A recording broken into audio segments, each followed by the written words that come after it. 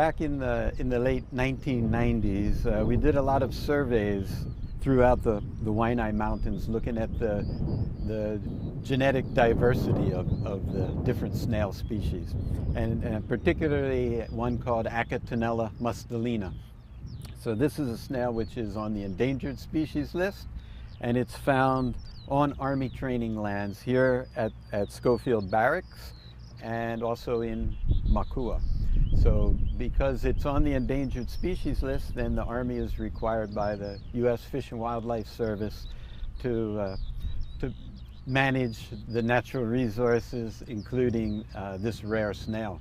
Yeah, our snail program, our snail conservation program, as part of the Walhall Army Natural Resources Program, is just one facet of our effort to manage the endangered species that are threatened in various parts of the Waianaes and the Kola Mountains on behalf of the U.S. Army.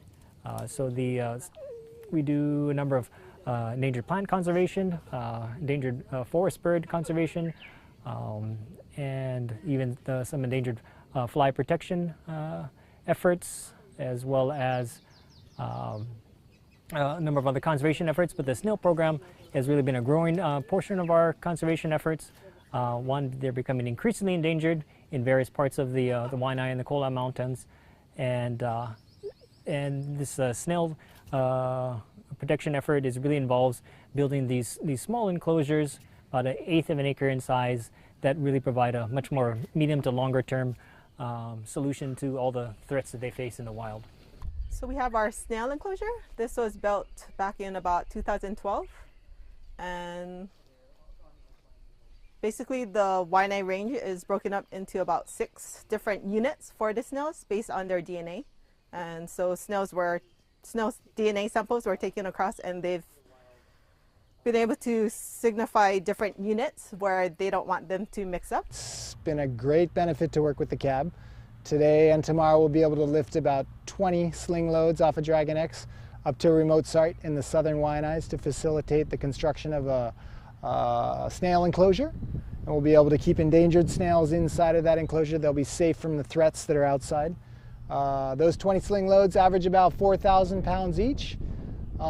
If we were to use a contract helicopter to do that, it would have taken us about 115 loads and probably about 4 days of work. So it's a great savings. I've heard from the rigging guys that it's an interesting opportunity because they're able to rig some gear that's a little bit different than what they're usually dealing with. The pilot gets some experience taking the loads from here up into the mountains and delivering them into a remote site.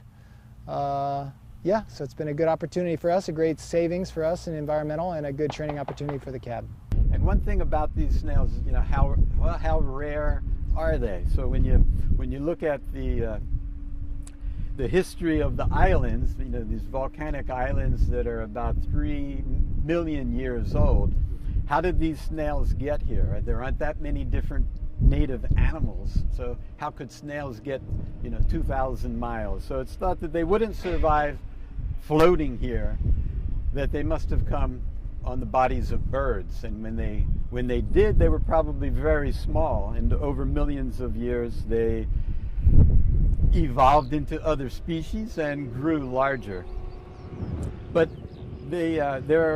it's estimated there are about 750 different snail species in Hawaii, and that in order for those 750 to have evolved, there may only have been about 10 snails that came here by birds. So maybe one every 250,000 years got here, and another one 250,000 years later.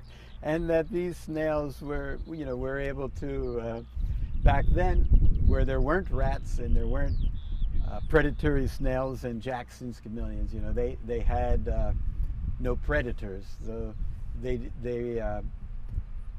diversified and spread across the different islands. So the snails are still declining throughout the range in the Waianae and the Kola Mountains, except in these snail jails. And so it's been really great for me to see is that the snail jails have been working. one of the neat things about this snail protection program is that 15 years ago, we were just talking about these snail jails. They had done some experimental work down in the South Pacific with building much smaller areas. But it's really taken the funding from the different partners, the Fish and Wildlife Service, and efforts of the state of Hawaii to really make, as well as the Army funding efforts itself, to make these snail jails a reality. So it really provides, like I said, a medium to long-term protection effort. Yeah, what people don't realize is that the Army is a major conservation partner in the state of Hawaii, largely because of the effort through the Oahu Army Natural Resources Program to fund the endangered plant, fly, bird, and snail protection work. We have a lot of building materials, which is very, very heavy.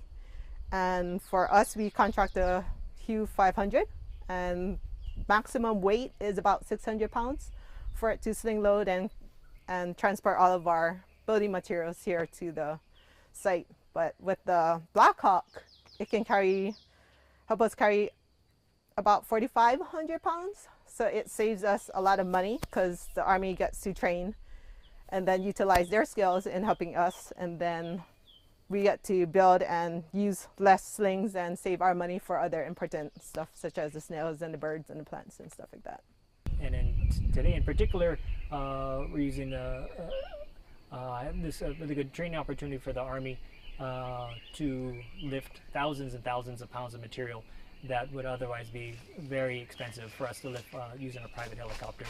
We do plan to build 2 more snail enclosures, and again we'll have a lot of building materials, so hopefully we'll be able to collaborate again with the Army Blackhawks and have them help us and have their training in slinging loads up to Ka'ala side. We've contracted the construction of the fence, and it'll begin in April. Once that begins, we expect it'll probably take about 8 weeks to complete the construction. And then once that's done, we're going to start to do some restoration within the fenced area and make it better habitat for the snails. And then probably in about another year after that, we'll be bringing endangered snails back into that area once we've kind of restored it and removed all of the predators. End goal is to try to prevent any further extinctions of these endangered species, these rare snails in Hawaii.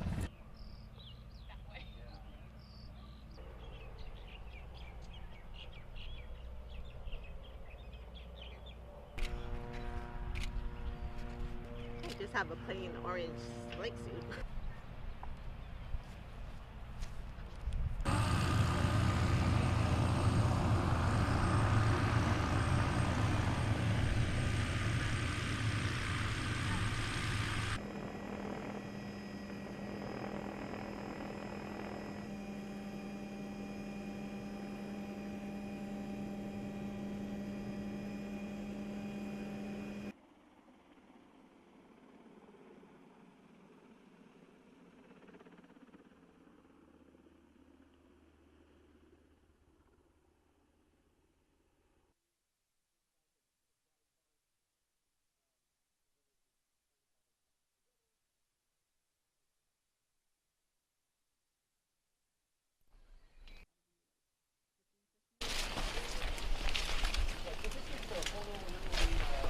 There's this early days, and they replanted the whole lower slopes, and then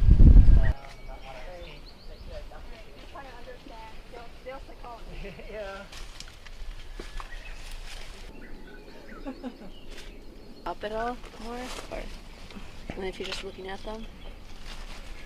More than white eyes, just by the People. yeah, just And then having fun, do a eating. snails. I'm expecting that. So what do you think about it?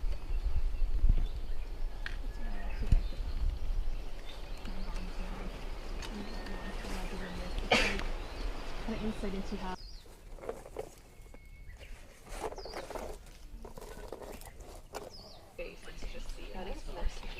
it's just the snail is invisible.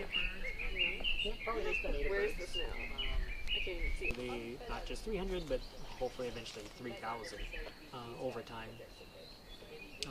One of our snail jails, like I mentioned, has well over 1,000. So what we're really trying to do is we'll go, you know, maybe 30 years from now, you may only see them within the snail jails. We're trying at our Hapapa snail jail. Like I said, there's well over 1,000 snails. If you wander there at night, they're really easy to see, and it's a good portion of their lives. So we'll definitely have to